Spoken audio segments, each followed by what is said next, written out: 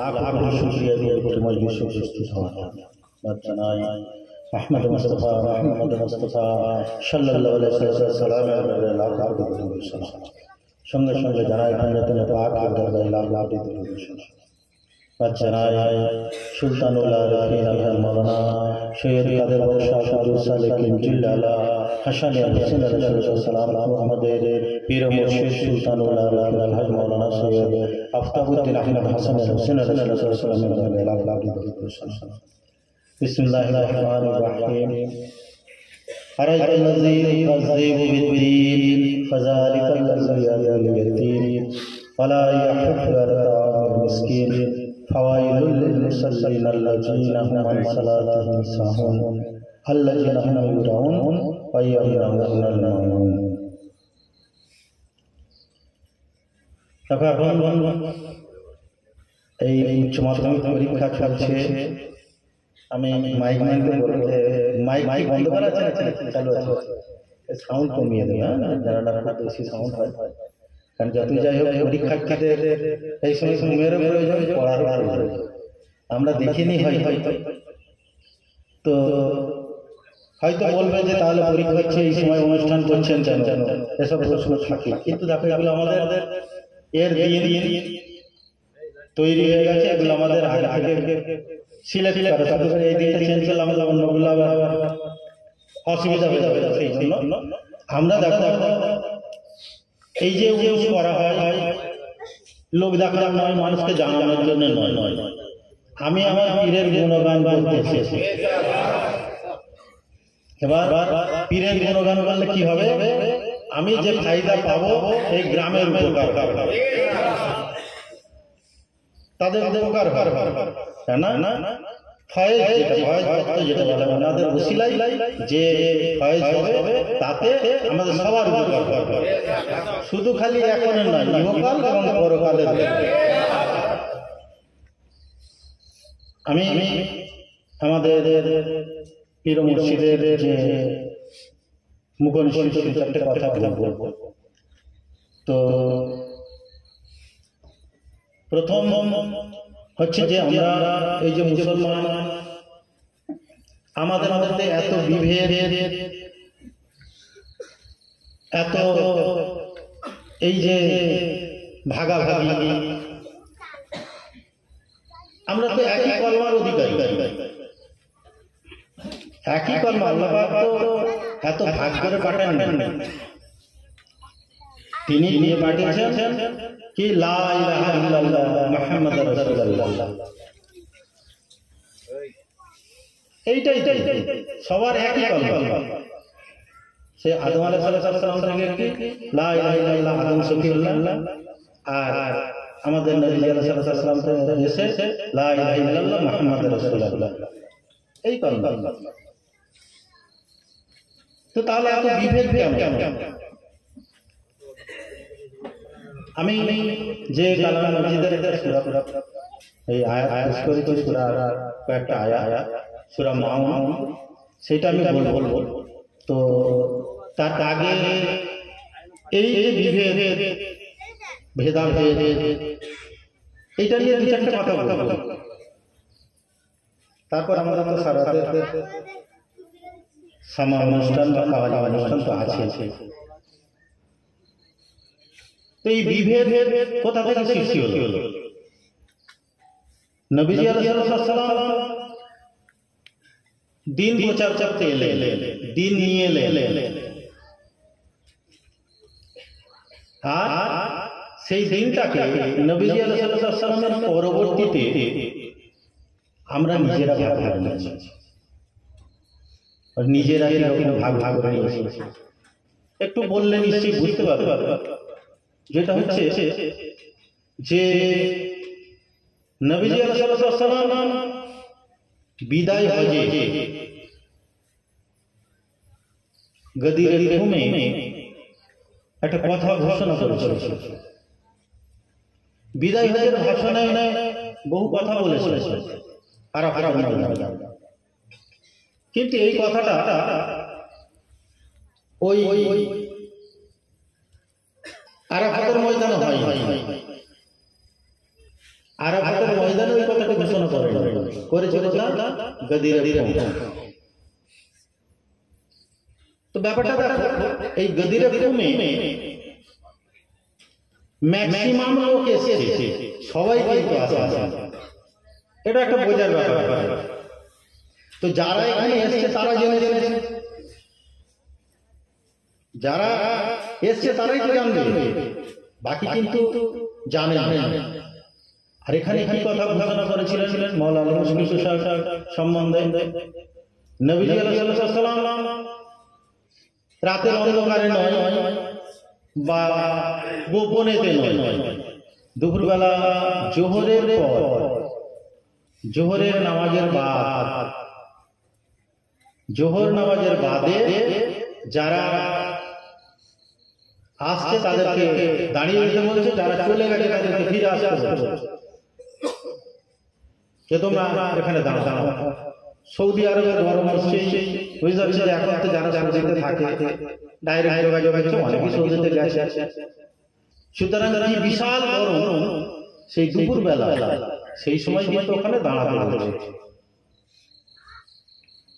তাহলে এখানে একটা গুরুত্বপূর্ণ কথা রয়েছে। নবীজি আলাইহিস সালাম নিজের ইচ্ছায় বলেছিলেন কি? না, কোরআন শরীফের একটা আয়াত নাযিল হয়েছে, ইয়া আইয়ুহার রাসূল আমা উনজিলা ইলাইকা মির রাব্বিক, হে আমার রাসূল সেই কথাটা বলে দাও, যে কথাটা না বললে তোমার এই দ্বীন প্রচারের কাজ সম্পূর্ণ হবে না। নবীজি আলাইহিস সালামকে আল্লাহ পাক দিয়ে দিয়েছে, হুইপ জারি করেছে, সেইটা বলে দাও। তো সেখানে আরাফাতের ময়দানেই তো বলে দিতে পারতো, সবাই ছিল, কিন্তু না, এটা একটু স্পেশাল কথা, যার জন্য স্পেশাল করে এখানে বলা হয়, স্পেশাল করে বলা হয়। এবারে সেই সবাইকে ডেকে নিয়ে স্টেজ এইভাবে উঠে যে জিন আছে, উঠে বসার যে জায়গাটা আছে, সেই জিনগুলো নিয়ে উটের পিঠে স্টেজ তৈরি করা ছিল, উঁচু করে স্টেজ তৈরি করে তিনি মাওলা আলী মুশফিকুর সাথে সেই পিঠে দাঁড় করিয়ে ওনাকে সামনে দাঁড় করিয়েছে মাওলা আলী মুশফিকুর সাথে, এবং নবীজি আলাইহিস সালাম পিছনে দাঁড়িয়ে মাওলা আলী মুশফিকুর সাথে হাত সামনে দিকে তুলে ধরেছে। ওনাকে বলছে তোমরা সবাই আলীকে চেনো। তিনি তুলে অনেক কিছু কথা ওনার সম্বন্ধে বলেছিলেন, বলে লাস্ট কথা বলছে মান মানতু মাওলা ফাহাজা মাওলা, আমি যার মাওলা আলীও তার মাওলা। তো এই ঘোষণাটা করে দিলেন, তার মানে কি হলো? এই যে ঘোষণাটা করে দিলে তার মানে কি? যে নিশ্চয়ই আমাদের পরবর্তী গার্জিয়ান উনি হবেন, আমাদের পরবর্তী গার্জিয়ান বা অভিভাবক, পরিচালক, যাই বলি না কেন, সেটা আরবি ভাষায় বলা হচ্ছে মওলা।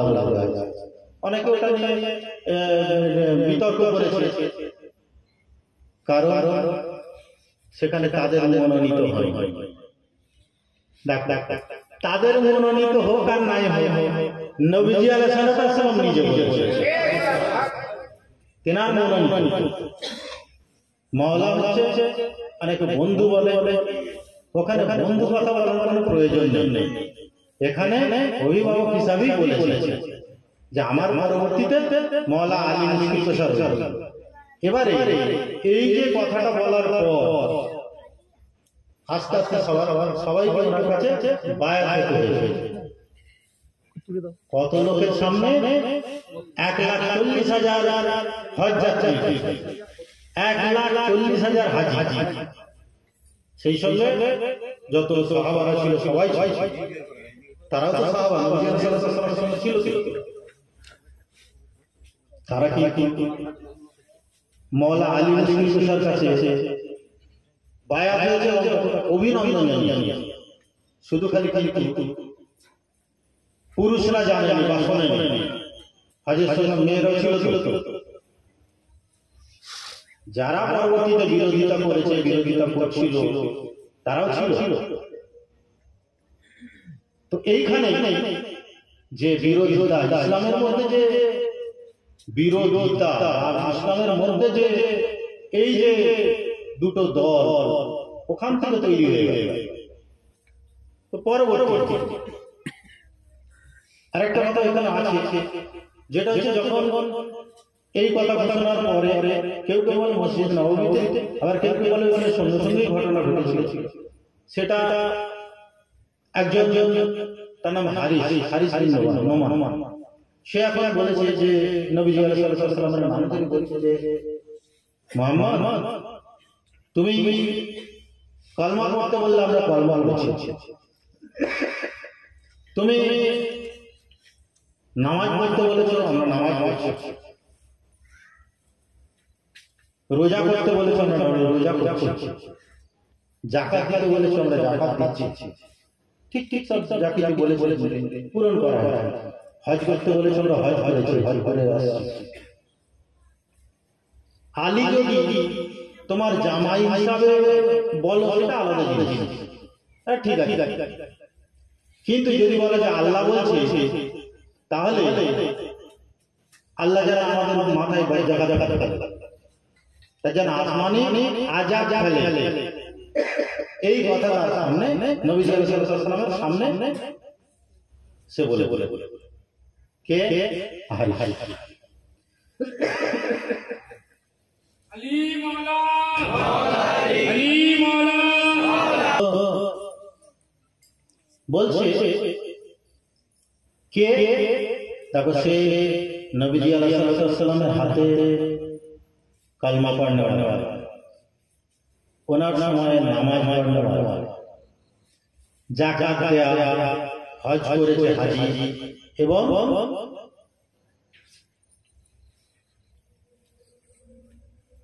যাকাত দিচ্ছে, নামাজ পড়েছে, হজ করেছে, কালমা পড়েছে, সবকিছু ইসলামের পূরণ করলো। কিন্তু কি করেছে মাওলা আলী মুশকিল এই যে বেলায় এই যে ঘোষণা সে অস্বীকার করেছে। অস্বীকার করার পরে তার কি ঘটনা ঘটলো, সে ওখান থেকে বের হয়ে আসার সঙ্গে সঙ্গে তার মাথায় ছোট একটা পাথর পড়েছে, কোথা থেকে এসেছে সে জানে। সেই পাথর পড়তে সেই পাথরটা মাথা থেকে একেবারে নিচে বের হয়ে গেছে নাড়ি ভুড়ি সমেত। এটা অনেকে বলে যে এই কথাটা যেন ঠিক বিশ্বাস করা যায় না, এ আবার কি করে হবে। কিন্তু দেখো আজকের যুগে অবিশ্বাস করার কিছু নেই। একটা এইটুখানি বলি তো, বন্দুকের গুলি কি হয়, এই বিজ্ঞানের ছাত্রদের বলতেন স্পিড যদি থাকে সেটা কি হবে, ইয়ে করে দিতে পারে। আজকের ঘটনা নয় তো তখনকার একটা ঘটনা বলি, সেই এর কথা বলি, বেড়ে যাবে। আব্রাহা বাদশাহ সে কে ছিল, বাদশাহ ছিল। সে একটা কাবা শরীফের অনুকরণ তৈরি করেছিল, যে তার আর কাবাতে লাগিয়ে সেখানে যায়। তো সে কাবা ধ্বংস কাবা ধ্বংস করতে এসেছে।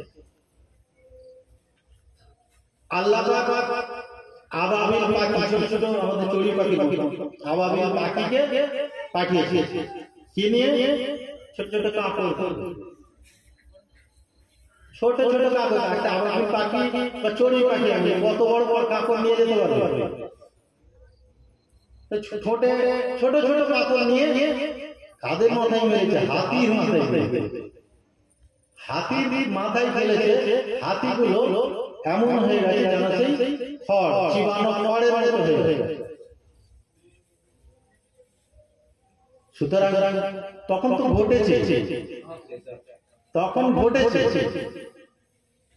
আর এই যে আবাবিল পাখি এখানে করেছে সেই সময় এটা ঘটনা বলি ওই সময়ের ঘটনা যে আল্লাহ পাকের হুকুম হয়েছে পাখিদের যে আমার ঘরকে রক্ষা করে তাদের পাখি দে তারা এসে আবাবিল পাখি হাতির দলকে ধ্বংস করে শেষে একজন বয়স্ক আবাবিল পাখি সে আসতে পারে নাই কোন রকম গড়ি গড়ি এসে দেখে যে সব ফিরে যাচ্ছে কি হলো সব শেষ সৈন্য শেষ হয়ে গেছে তাহলে কি হবে আমি আল্লাহ আমি কি করবো বলে তুমি গিয়ে পাহাড়ের গুহায় লুকিয়ে থাকো তোমাকে যখন প্রয়োজন হবে তখন তোমাকে ডাকা তো সে সেই পাহাড়ের গুহায় গিয়ে লুকিয়ে আল্লাহ তাকে সংরক্ষণ করে রেখেছে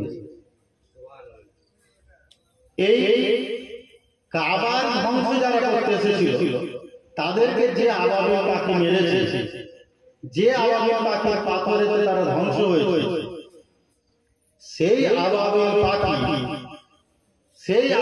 পাখি ওই কাবার যে মালিক তার তৌহিন করেছে তাকে ধ্বংস করেছে কেন যখনই এই কথা শুনেছে আল্লাহ পাকের হুকুম হয়েছে ওই পাখিকে যে তুমি গিয়ে ওই পাথরটা তার মাথায় দিয়ে ফেলবে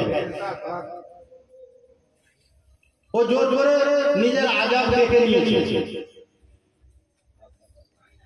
তাহলে দেখো এইখানে সেপারেট হয়ে গেল কি যে মাওলা আলী মুসলিম তুষার এই যে কথাটা নবীজি আলাইহিস সালাম ঘোষণা করলেন মান কুনতু মাওলা ফাহাজা আলী মাওলা আমি যার মাওলা আলী তার মাওলা আছে এই কথাটা তাহলে কি যে আল্লাহ পাক একবার সার্টিফিকেট করে দিল এবং অনেক সাহাবারা মাওলা আলী মুসলিম তুষারকে অভিনন্দন জানায় কিন্তু মাওলা আলী মুসলিম তুষার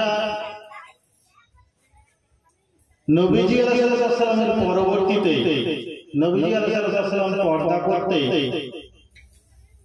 এই কথা কিন্তু ভুলে গেলেন কতদিন 83 থেকে 84 দিনের মাথায় 83-84 দিনের মাথায় সব ভুলে গেল তাহলে এই 1400 বছর পরে আমরা মনে রাখতে পারি কি তো মাওলা আলী মুসলিম তুষার এই যে ঘটনা সব সাহাবারা ভালোবেসেছে কিন্তু ওই সময় সাহাবারা যে ভূমিকাটা পালন করেছে দিনটাকে বিভক্ত করার জন্য অতি যথেষ্ট যেহেতু নবীজি আলাইহিস সালামের পরবর্তীতে ওনারা কি করলো সাহাবারা বনি সকিফায় গিয়ে আলোচনা করছে মিটিং করে সেখানে খলিফা তৈরি করে নিল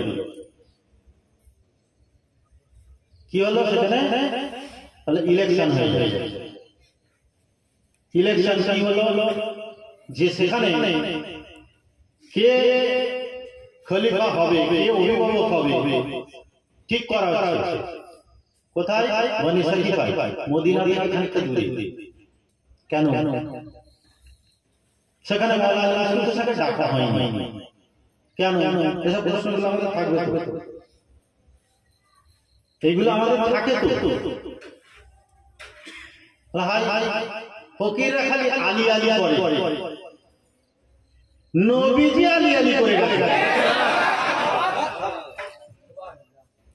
তিনি মাওলা বলেছেন আর আমরা বলবো না তিনি বলে গেছেন জিক্র আলী ইবাদত মাওলা আলী মুসলিম তুষার জিকির করাই ইবাদত সুতরাং এই যে দিনের বিভেদ এই যে দিন ইসলামের বিভেদ এটা আজকে থেকে নয় নবীজি আলাইহিস সালামের পরবর্তীতেই বিভেদ এসেছে চলে আসছে আর কাল কিয়ামত পর্যন্ত থাকবে তবে আমাদের সেই হিসাবে চলতে হবে কাকে অনুসরণ করে দিনের ইমামকে অনুসরণ করে, সেই দিনের ইমামকে আমরা আমাদের পীর ও মুর্শিদকে মানি, তিনি হচ্ছেন আমাদের ইমাম। এবারে বলি, দেখো আমি অনেক দীর্ঘ করতে চাই না। আমি যে আয়াতটা সূরাটা পড়েছি, সূরা মাউন, ওইটা সম্বন্ধে দু চারটে কথা বলবো। যে দেখো আমি যে নামাজ, রোজা, হজ, যাকাত করো, অসুবিধা নেই, করতে কোনো বারণ নেই।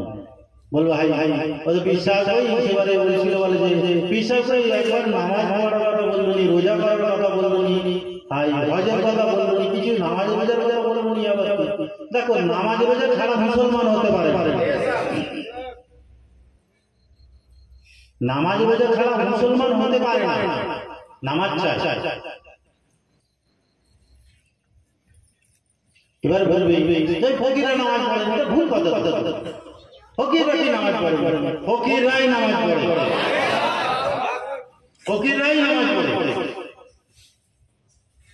একটা মসজিদে, একটা পাড়াতে দেখবে কজন, 5 জন যাচ্ছে নামাজ পড়তে। জুমার দিনেও সবাই একেবারে ঈদের মধ্যে নামাজ পড়তে যাচ্ছে, কিন্তু 5 ওয়াক্ত নামাজ পড়বে, 1 জন 2 জন 5 জন 4 জন। ঈশার নামাজ হয়তো পাওয়াই যায় না, ইমাম সাহেব নামাজ পড়ে ঘরে চলে যাচ্ছে। ফজরে কাউকে পাওয়া যায় না, তারা নামাজ পড়ে, 1 ওয়াক্ত 2 ওয়াক্ত পড়ে, তারাই নামাজ। কিন্তু ফকিররা 24 ওয়াক্ত নামাজ পড়ে।